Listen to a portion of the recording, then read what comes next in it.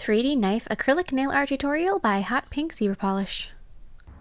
Hello everyone! Today is going to be the very first 2016 Halloween nail art design, which is really exciting. I have so many fun things planned for Halloween this year, and other things too. I've got some other things brewing. Haha, brewing, get it? Yeah. Anyways, this nail is going to be the one that was most requested for my preview video about 3 days ago, and it's a knife nail. So it's a nail that when you look at it from the side, it's got a knife that goes through it with some moving red glitter that's in some oil. It's a little aquarium nail with knife, and it's kind of gruesome but yet pretty. It's so awesome. I am in love with it, and I hope you guys like it too, and I hope that, yeah, I hope you enjoy the rest of the videos as well. They're all to come. And if you haven't already, please click subscribe, see my future videos and future Halloween designs as well. So the first thing I'm going to do is I'm going to be gluing my nail tip on top of the other one. So it's one size smaller. No, it is two sizes smaller, and it's trimmed to be about the same shape. So I'm just going to glue that like that. That's going to create the reservoir for our oil. And then with clear acrylic, I'm going to go and I'm just going to cover up all those little edges around that just to make sure that it is 110% sealed and that none of that oil is going to leak out. When I was making my Coca-Cola bottle a couple months ago, it was the first aquarium type nail I'd ever made, and when I first did it, I didn't look to see that I had all my holes sealed. And so then I put the oil in it and it leaked all over, and that was so much fun. But then I was able to seal up the little gap that was at the bottom, and it wasn't a big deal, but it was a process. It was certainly a learning curve, but now I know, make sure that you look and see if you can find any holes before you actually put oil in it. So now I'm going to be filling in that reservoir with some red glitter, which I found is easier just to pour out of the little vial instead of trying to pick it up. Yeah, like I said, learning curve. And then I'm going to use a syringe and I'm going to fill that with oil. And then I'm going to take that and I'm going to fill up the reservoir.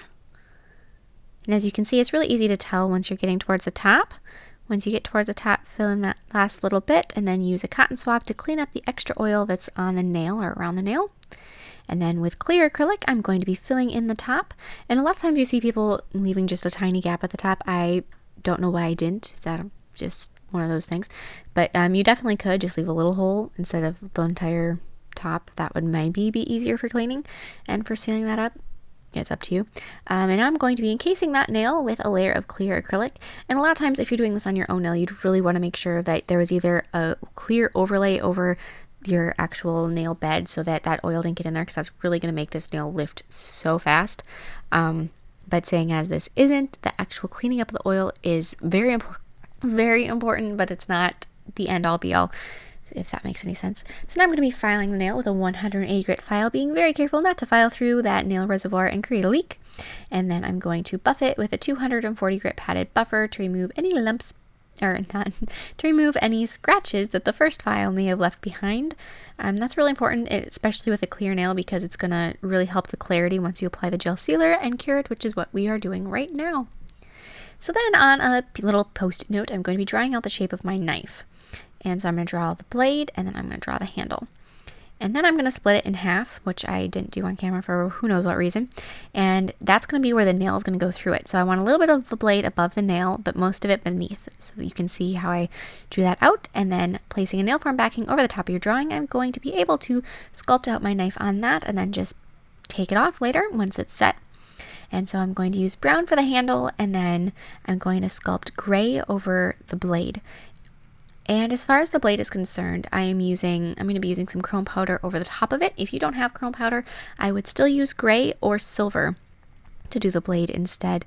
If you do have silver acrylic, I have got a silver acrylic that's almost has a chrome appearance, and that would look it would look almost as good, and it would probably be easier. I, of course, decided to use chrome just because I have it on hand. So after you've got the first part done, you can just slide the nail form over, and then you can sculpt the other part of the blade. And since you can still see that line where the nail is going to go through, it's easier to do it that way. And that way you don't have a chance of them sticking together because you've got a decent sized gap. So you can just slide it. It's not going to adjust the shape at all. And when you need to put it back and do another layer, if you do need to touch something up, you can always slide it back over the drawing that you have. And so now I'm going to be adding a second coat of acrylic over everything.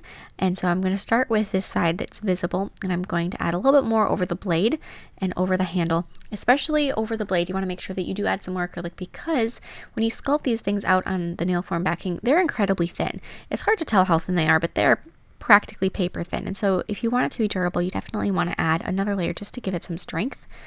And then after that's set, I'm going to take and I'm going to pick it up off the nail form backing, and I'm going to add more acrylic to the other side. This is going to give it that same rounded 360 appearance, because otherwise, if you don't do that, especially the handle, it's going to look very evident that it's got a flat side and it's got a non-flat side. And you want to make sure that it doesn't have that. Like I said, you want to have a 360 finished appearance. Once those are done and set, I'm going to take some nail glue and I'm going to glue them in place. So I'm going to start with the handle on top, and you just have to pretty much hold it into place until that glue sets, which depending on your type of glue might take 10 seconds, or if you're my glue and you want to take forever, it might take 30 seconds. And then I'm going to fit it just to see where I think it needs to go on the underside, and then take that other part of the blade and stick it underneath. When you're doing this, make sure that the blade is going the right direction instead of having it all of a sudden change. That would not be so ideal. And now I'm going to take more of that gray acrylic and I'm going to really secure both pieces onto the nail. So I'm just going to fill in any of the little gaps, because the nail is curved and because the blade, or the little end where you glued it on, is not curved, it isn't going to be completely flush, and so you have to make sure that you fill in all those gaps and everything, and that's really going to add so much strength to this nail and to holding on to those knife pieces as well.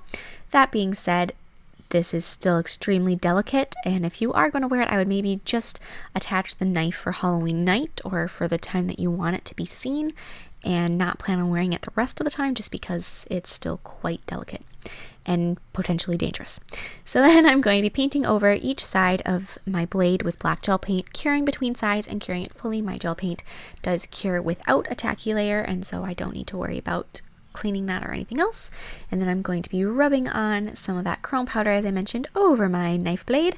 And especially going over the part that's near the handle, you want to make sure to use just the teensiest amount of powder on your little sponge or your silicone applicator, just so that you avoid getting too much powder on the blade. It does clean off, but better to not have to clean something off than have to take the time. And now I'm going to be with gold. I'm just going to add a little bit of a wood texture and some highlights on my knife handle. So it's basically a swirl in the middle and then a highlight on each of the little bulkier parts on the end.